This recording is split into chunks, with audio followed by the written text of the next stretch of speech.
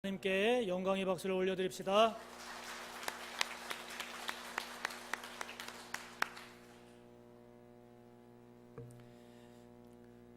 위기가 기회다 하는 말이 있죠. 그 위기라는 그 한자 자체가 위자가 위태로울 때 그 위자고, 또 기자가 기회할 때 기자이기도 합니다. 위기가 기회다 하는 이런 말을 우리가 종종 쓰곤 합니다. 저는 개인적으로 이제 역사를 좀 좋아하는 편입니다. 그래서 지금 그 한 권으로 읽는 조선왕조실록이라는 책이 있더라고요. 제가 이제 그거를 좀 보고 싶었던 이유가, 역사를 이제 좋아하기도 하고, 학교에서 역사에 대해서 배울 때는 재미가 없잖아요. 이렇게 시험용으로 나와 있으니까. 그런데 이 한 권으로 읽는 조선왕조실록 이 책은 이렇게 인물별로 돼 있어요. 그리고 사건별로 돼 있고 스토리로 돼 있으니까 재밌어요. 그래서 인물들을 통해서 이것저것 배우기도 하고, 또 사건의 전개 과정을 통해서 이렇게 됐구나 저렇게 됐구나 깨닫기도 하고, 사실은 조선왕조실록이라는 게 양이 엄청나게 방대하거든요. 그래서 보고는 싶은데 이제 너무 방대하니까, 근데 이제 이렇게 줄여서 한 권으로 나와서 재밌게 보고 있습니다. 여러분, 조선을 건국한 게 태조 이성계잖아요.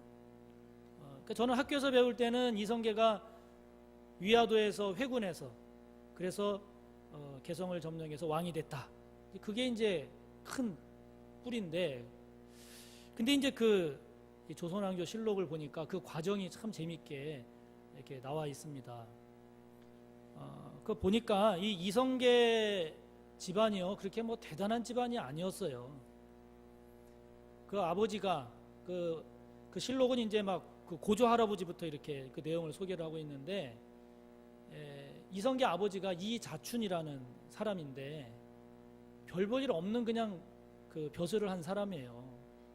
저 변방에 제일 저 북쪽에, 그 당시는 이제 중국은 원나라가 있었고 우리는 이제 고려 말이고, 그런데 그 대동강 쪽 그쪽에 그 변방을 관리하는 그냥 그저 그런 벼슬을 하던 그런 관리였어요, 이 아버지가. 그런데 이제 그 당시에 중국은 이제 원나라가 급격히 막 쇠퇴해가고 명나라가 막 이렇게 일어날 때입니다. 그러니까 나라가 이제 막 기울어가고 망할 때가 되니까 특히 그런 변방은 더 불안하고 위험한 거예요. 막 도적대들이 일어나고, 그래서 막 그 유명한 홍건적의 난 같은 것들이 막 일어나고 하니까 그 변방은 굉장히 더 불안하고 이제 위험한 그런 지역이죠. 그런데 이제 이 이성계의 아버지인 그 이자춘이라는 사람이 그 고려시대 때 이 원나라가 그 함경도 지역에 이제 그 쌍성 총관부라고 하는 이제 일정한 그 지역, 그거를 원나라한테 이제 고려가 바치게 되거든요. 이제 원나라 땅인데, 그 이제 원나라가 쇠퇴하고 이제 명나라가 막 이렇게 일어서고, 또 홍건적 난이 일어나고 막 흉흉하고 이러니까 그 변방에 사는 백성들이 불안하고 위협을 느끼고 막 이러던 차에, 그 고려 조정에서도 왕실에서도 거기를 어떻게 해야 될지 불안하고 신경 쓰이기는 하는데 제대로 힘이 미치지를 못하고 있는 그런 상황이었어요. 그때 이제 이성계 아버지인 이자춘이 그 지역을 평정을 하고 원나라에게 뺏겼던 그 쌍성 총관부라고 하는 지역을 고려에 바친단 말이에요. 그 당시에 왕이 이제 고려의 공민왕인데, 그러니까 왕 입장에서 보면 그 얼마나 이 믿음직스러운 신하니까.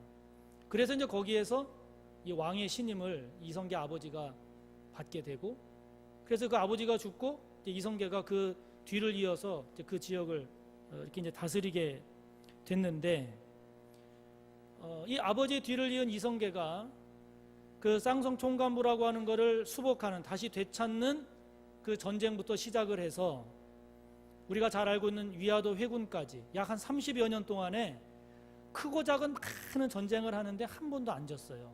그러니까 그만큼 이제 이성계가 맹장이었더라고요.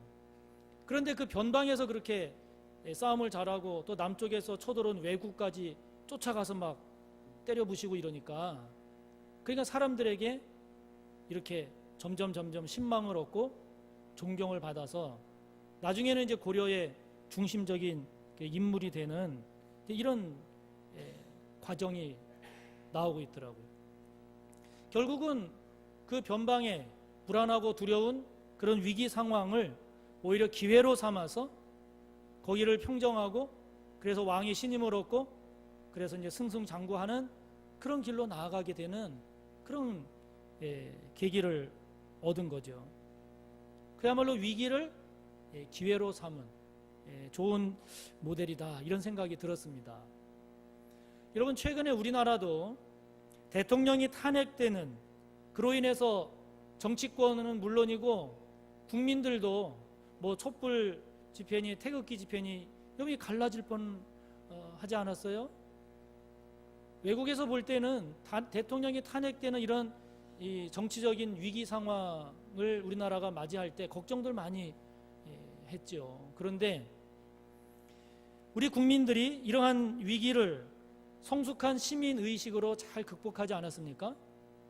그래서 여러분, 저는 잘 몰랐는데요, 최근에 나오는 쭉 기사들을 보는 가운데 외국은요, 우리나라를 지금 대단한 나라로 생각하고 있대요. 왜 대단한 나라로 생각하고 있느냐? 경제 발전과 민주주의를 동시에 이룬 나라가 없어요. 보통 대부분은 독재 권력으로 해서 경제를 일으키거나, 아니면 경제는 지지부분한데 민주주의를 하거나 이렇지, 경제도 발달시키고 민주주의도 발전한 나라가 우리나라밖에 없대요. 그래서 여러분, 외국은 지금 현재 우리나라를 굉장히 대단한 그런 나라로 보고 있답니다. 알고 계셨습니까? 우리 서로 옆에 확인하고 격려합시다. 우리나라가 대단한 나라래요.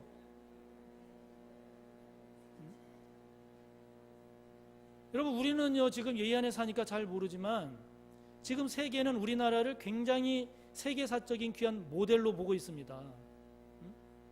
그것이 위기를 기회로 잘 극복한 그 결과죠. 우리의 개인적인 삶에도 위기가 올 수 있지 않습니까? 지금 여러분에게는 어떤 위기가 여러분의 믿음과 삶을 위협하고 있습니까? 불안하고 힘들고 두려울 수 있는 이 위기의 때, 이것을 극복하는 신앙, 그 위기를 넘어서 승리하는 삶이 되기를 축복합니다. 어떻게 해야 될까요? 어떻게 해야 위기를 극복하는 신앙, 삶이 될 수 있을까요? 오늘 말씀을 통해 예수님은 위기의 때를 어떻게 극복하라고 말씀하고 계십니까? 먼저 오늘 말씀을 보면 예수님은 무너질 것은 무너져야 되고 세워져야 할 것이 바로 세워져야 된다라고 말씀하십니다.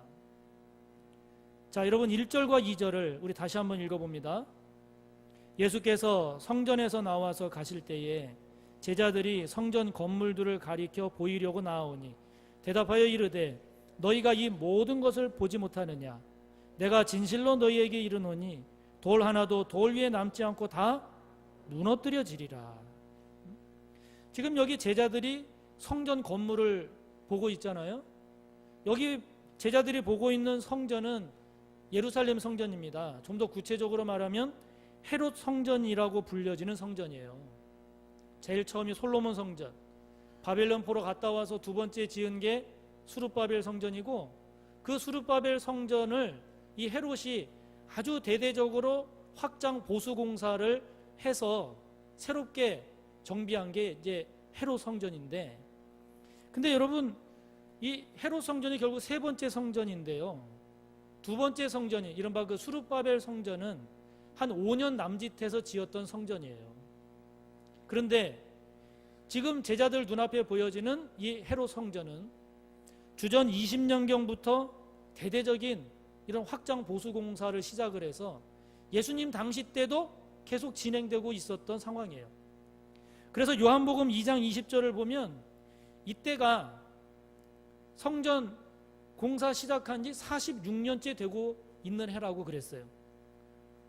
여러분 5년 남짓해서 지었던 두 번째 성전에 비해서 지금 이 헤롯 성전은 46년이 지나고 있음에도 불구하고 지금도 보수공사하고 짓고 있는 성전이라고 하니까 여러분 그 규모가 얼마나 크겠어요?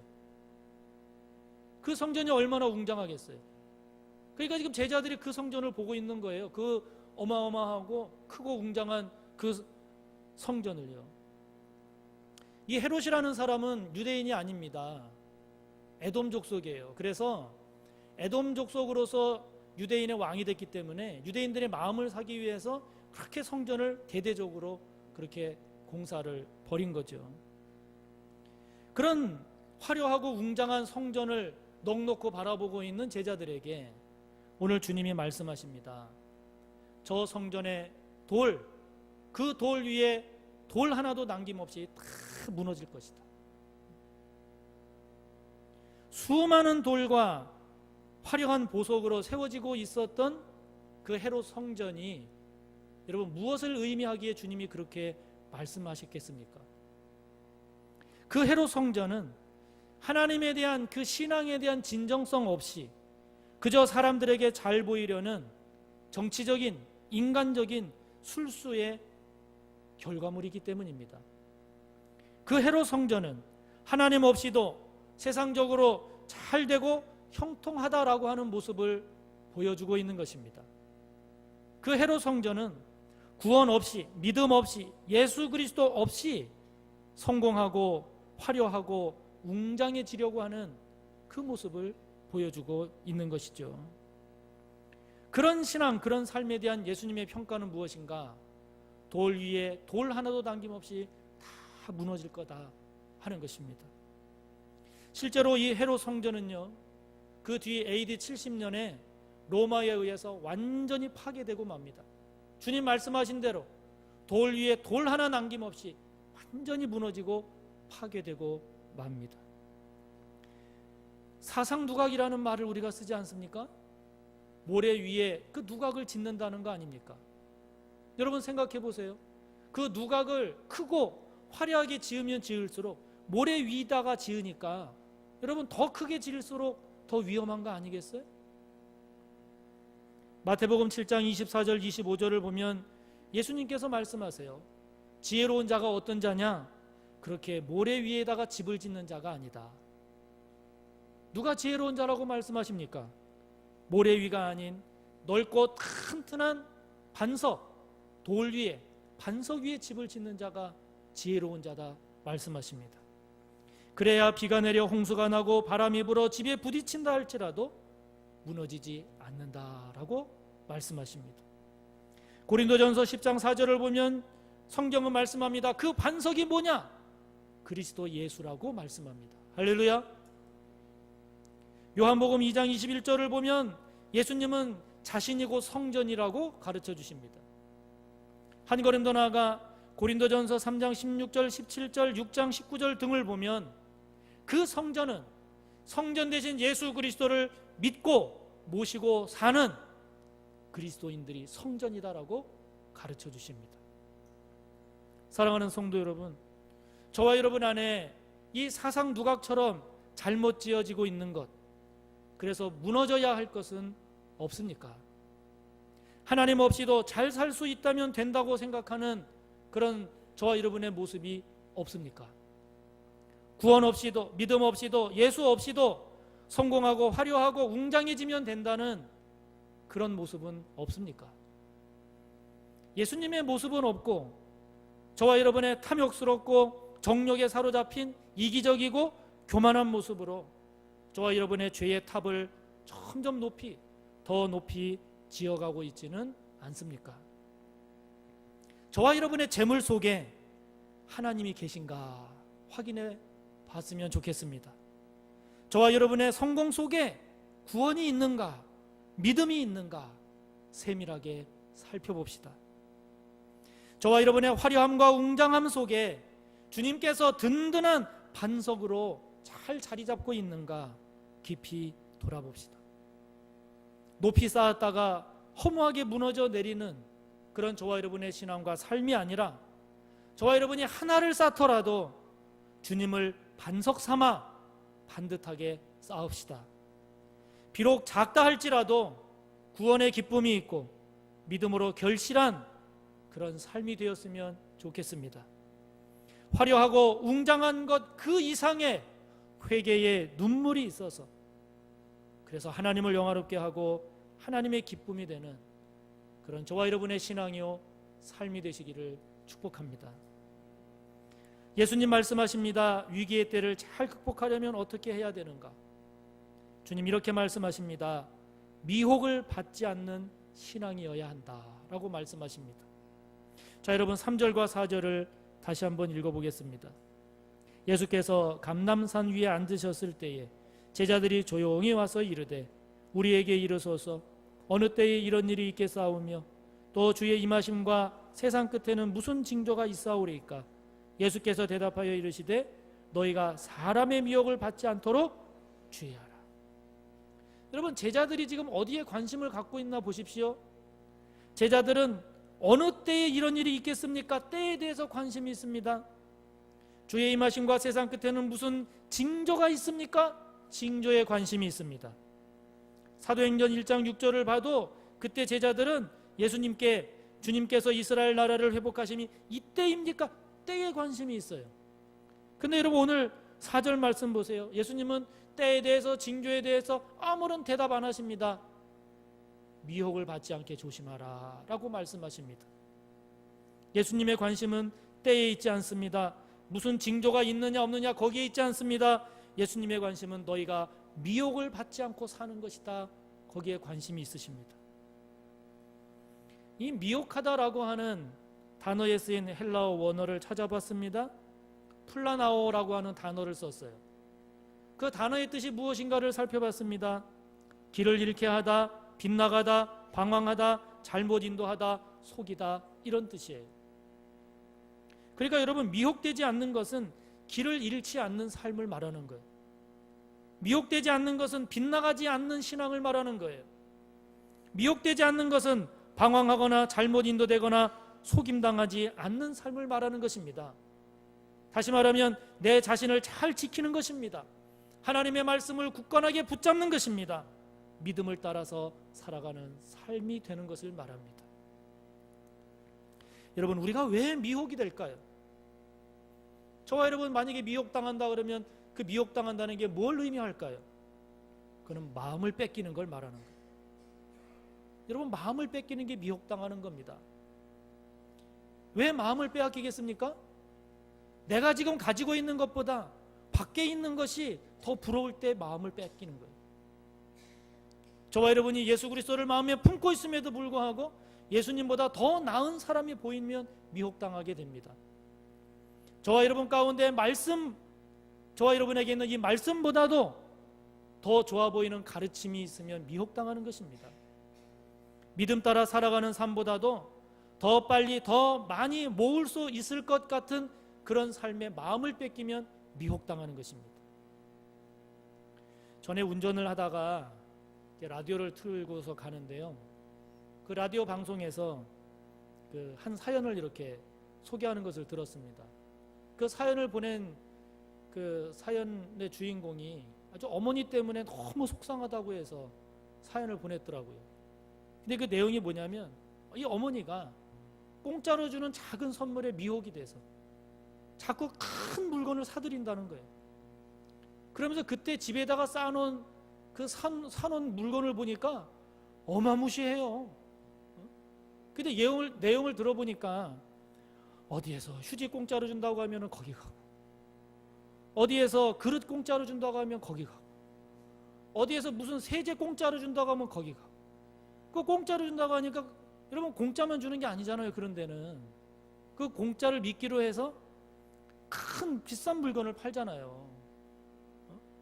아주 비싼 건강식품 또는 확인되지 않은 비싼 의료기기, 그런 것들을 사갖고 오는 거예요. 그러니까 아주 이 사연 보낸 청취자가 아주 이런 엄마 때문에 아주 그냥 너무 속상하다고 그렇게 하소연을 하는 내용을 보냈습니다. 미혹된 거죠. 마음을 빼앗긴 거예요. 여러분, 우리가 자녀를 키울 때도 그렇지 않습니까? 부모님들이 마음의 중심을 잘 잡아야지. 그래도 쉽지 않은데 우리의 자녀들 잘 키운다고 남이 이것 한다고 그것 쫓아 행하고 저기 보낸다고 거기 보내고, 여러분 그렇게 안 하면 뒤처질까 봐 그냥 막 다 쫓아다니는데 나중에 잘못하게 되면 그 자녀가 정작 가져야 될 흥미도 잃게 되고 동기부여도 안 되게 돼서 나중에는 더 실패하는 경우를 종종 보지 않습니까? 중심을 잡지 못하고 다 마음 빼앗겨서 그런 것 아니겠어요? 오늘 본문도 보면 5절에 보면 내가 그리스도다 그러니까 거기 우르르 몰려간다는 거예요. 지금 대표적인 게 이제 그 신천지의 이만희 그거 아닙니까? 아유 거길 누가 갈까? 여러분 거기 많이 갑니다. 응? 여러분 이만희가 구세주라는데 우리가 볼 때는 뭐 그런 말 같지도 않은 소리라고 그러잖아요. 여러분 그 보도 나오는 거 보세요. 얼마나 많은 사람들이 가는가.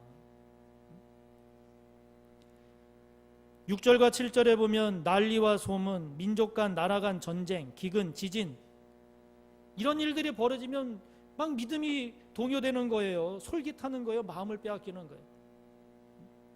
어떤 사람이 몇 날, 몇 월, 며칠에 이 지구가 망한다고 하더라. 막 불안한 거예요. 금방 전쟁이 일어날 것 같으니까 막 사재기 해대고 마음을 빼앗기는 거예요. 다 우리의 마음을 미혹하는 것들입니다. 여러분 이런 위기를 극복하는 신앙은 오늘 주님 말씀하시는 것처럼 때와 징조를 따라가는 것이 아니라 미혹을 받지 않고 사는 것이 위기를 극복하는 신앙입니다. 할렐루야. 그래서 사도행전 1장 7절을 보면 예수님도 그런 때에 대해서 관심 갖고 있는 제자들에게 때와 시기는 너희가 알 바 아니다. 그거 신경 쓰지 마라 말씀하시는 겁니다. 때에 신경 쓰지 말고 저와 여러분이 걸어가야 할 믿음의 길을 잃지 않고 가는 것이 그것이 위기를 극복하는 자입니다.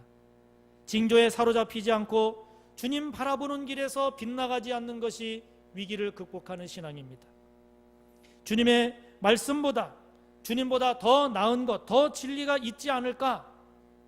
여러분 거기에 마음 빼앗겨서 이리저리 방황하지 않는 것이 위기를 극복하는 신앙입니다. 달콤하고 당장의 이익을 가져다 줄지 모른다는 저와 여러분 안에 있는 탐욕, 정욕 이것에 넘어가서 잘못 인도되거나 속임당하지 않는 것이 위기를 잘 극복하는 길입니다. 사랑하는 성도 여러분, 저와 여러분에게는 무엇이 큰 미혹입니까? 우리의 마음을 흔들고 우리의 마음을 빼앗으려고 하는 이런 미혹, 여러분 무엇입니까? 마음을 지키시기를 축복합니다. 말씀을 통한 진리의 길을 떠나지 마시기를 축복합니다. 주님과 함께 걸어가는 이 믿음의 삶을 잘 살아내는 우리 모두가 꼭 되시기를 축복합니다. 오늘 주님 말씀하십니다. 무엇이 위기를 극복하는 신앙인가? 한 가지를 주님 더 말씀하십니다. 그것은 끝까지 견뎌라 하는 거예요. 끝까지 견뎌라. 자, 여러분 13절을 함께 읽어봅니다. 그러나 끝까지 견디는 자는 구원을 얻으리라. 여러분 신앙은 견디기 싸움입니다. 견디는 자가 이기는 자입니다. 위기를 극복하는 신앙은 잘 견디는 신앙입니다. 잘 견디지 못하면 위기를 극복하지 못합니다. 아유, 세상에 지난 밤에 우리나라가 졌어요. 2대1로 졌잖아요. 안 보길 잘했어요. 일어나서 소식을 뉴스를 보니까 졌더라고요. 그래서 이제는 끝났구나, 탈락이구나 그랬는데 그 뒤에 독일하고 스웨덴이 경기를 했잖아요. 스웨덴이 처음에 1대0으로 앞서가고 있었어요. 그렇게 끝나면 이제 독일도 떨어지고 우리도 떨어지고. 그런데 독일이 나중에 보니까 후반전에 한 골을 넣고 마지막 1분을 남겨놓고 역전골을 넣었어요, 독일이. 예? 그래서 여러분 우리나라에 기사회생이 신락 같은 실마리가 희망이 생겼대요. 여러분 그 신락 같은 희망이 뭐냐? 세 번째로 우리가 이제 독일하고 붙잖아요. 독일을 이기면 돼요, 우리가. 우리가 독일을 이기고 멕시코가 스웨덴을 이기면 우리가 올라가요. 한 번 이기고 우리가 올라가는 거예요. 예? 그야말로 지금 신락 같은 희망이 생겼어요. 근데 여러분 스웨덴이 그 1분을 못 견딘 거예요. 그래서 진 거예요. 여러분, 공격하는 것도 중요하지만 공격을 당할 때 잘 견디는 게 그만큼 중요한 거예요. 견디는 자가 이기는 겁니다. 부부관계도 마찬가지 아니에요? 기쁘고 행복할 때는 문제가 없잖아요.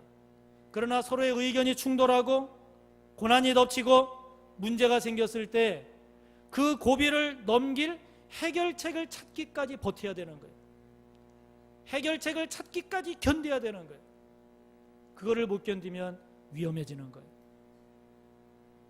여러분, 우리가 갖고 있는 모든 문제도 한번 보세요. 조금 더 견디지 못했기 때문에 생긴 문제들이 얼마나 많습니까? 오늘 말씀을 보면, 구절을 보면 종말로 갈수록 사람들이 우리 그리스도인들을 환난에 넘긴다고 합니다. 미워한다고 합니다. 심지어 죽이기도 한다고 합니다. 여러분, 10절을 보면 이러한 고난과 박해가 외부적으로만 우리 그리스도인들에게 주어지는 것이 아니라 이렇게 힘든 때는 교회 안에서도 문제가 많이 생긴다는 거예요. 그래서 많은 사람들이 교회 안에서 시험 때문에 실망하거나 낙심해서 실족하게 된다는 겁니다. 교회 안에서 서로 미워하게 된다는 겁니다. 11절에 보면 거짓 선지자가 많이 일어나서 많은 사람을 미혹한다는 것입니다. 12절을 보면 불법, 무법천지가 돼서 교회 안에서조차 사랑이 식어간다는 것입니다. 그러니까 여러분, 교회를 다녀도 종말이 가까워가면 가까이 갈수록 사람에 대해서 실망하고 뭐에 대해서 실망하고 뭐에 대해서 시험 들고, 그럴 때 주님 말씀하십니다. 이런 위기의 상황에서 그럼 누가 승리자가 되느냐? 끝까지 견디는 자가 구원을 얻는다. 할렐루야. 전에 저의 고등학교 친구들과 함께 지리산을 종주한 적이 있어요. 한 10서너 명이 그 지리산 노고단에서 저기 천왕봉까지 1박 2일 동안 종주한 적이 있는데, 한두 사람이 마음에 맞는 사람들끼리 가면은 생각보다 어렵지 않은데, 10명이 넘는 친구들이 가다 보니까요, 누구는 잘 가는 사람이 있는가 하면 누구는 조금만 가도 힘들다고 못 가겠다고 하는 친구가 생기고, 가까스로 달래서 조금만 더 가면은 이제 그만 내려가자라고 그냥 떼쓰는 친구들도 나오고, 너무 힘든 거예요. 그런데 그때 다행히 친구들 중에 육사 출신 친구가 있었어요. 그냥 사병들 다루듯 잘 얼르고 협박하고 해가지고 하여튼 힘들게 천왕봉까지 갔어요. 여러분, 여기 천왕봉 가보신 분? 몇 분 안 계시네. 여러분, 천왕봉에 갔더니요, 참 하나님의 은혜입니다.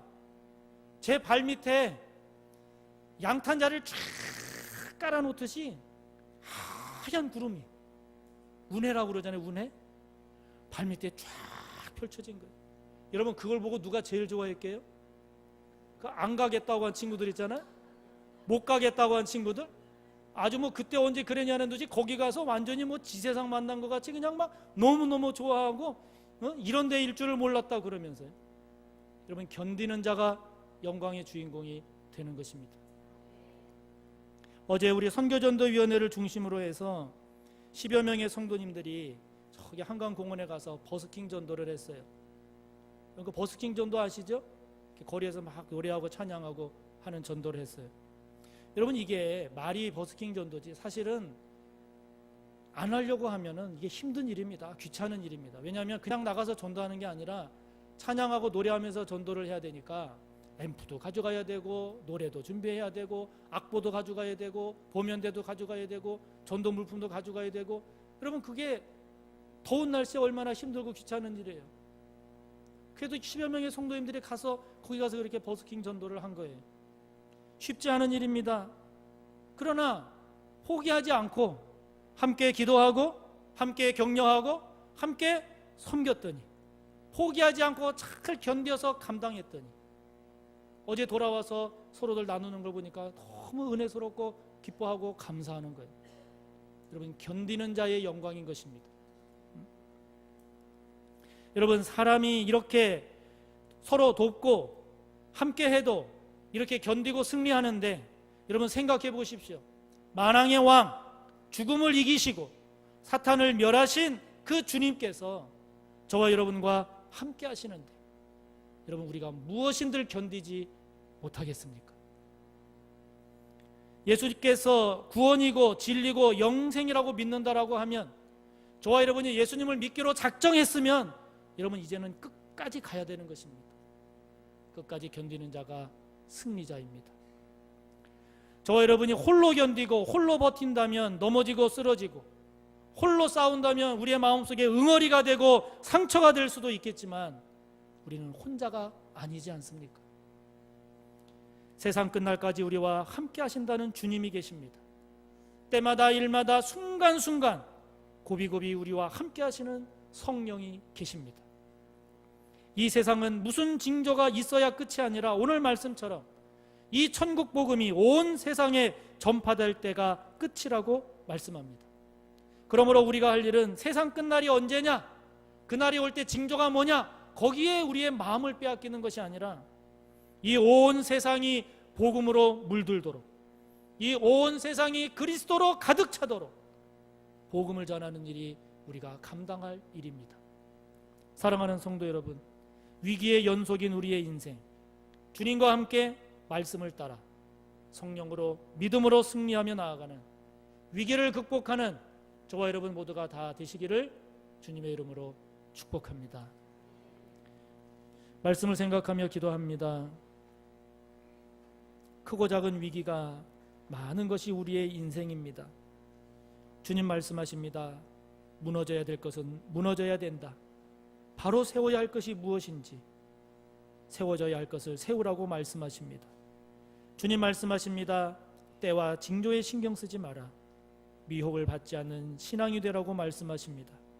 주님 말씀하십니다. 끝까지 견디는 자가 구원을 얻으리라. 주신 말씀 생각하며 주여 하고 기도합니다. 주여, 하나님 아버지, 거룩하고 복된 이 주일에 저희들을 주의 전에 부르시고 예배자로 세우신 아버지여, 드려지는